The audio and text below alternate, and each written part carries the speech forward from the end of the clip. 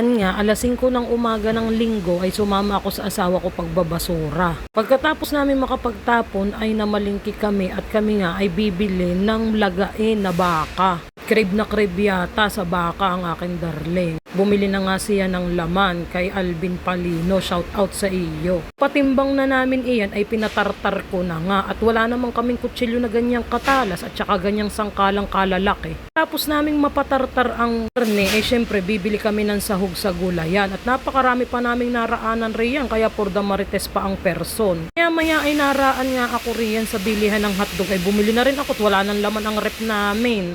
Pagkagaling ko naman riyan sa gulayan ay syempre bibili ako roon sa pogi raw na tindero ay awang kung pogi talaga. Hawaya mo siya na nga.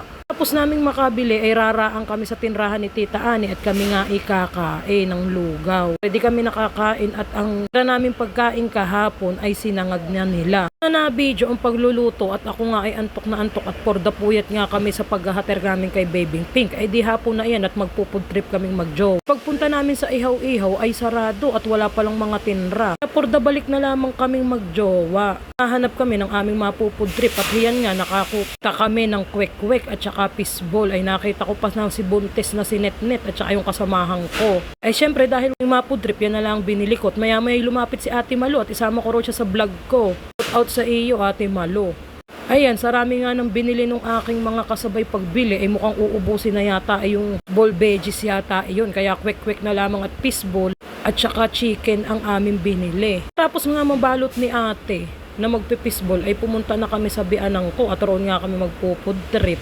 Rin kami magtatambay. Gustong makita ng jowa ko ang kanyang tatay at yun ay araw-araw ay dadalawin niya. Hinginain naman kami ay may nanggugulong bata riyan at gustong makisubo ay hindi naman pwede. Maya-maya ay napagdesisyon na namin mag-asawa na umuwi. Nagsasaing pa nga kami. Ay sige, hanggang rito na lamang hane. Salamat sa panunood. Pusuan naman at pakishare na rin. Thank you for watching mga kasepsi!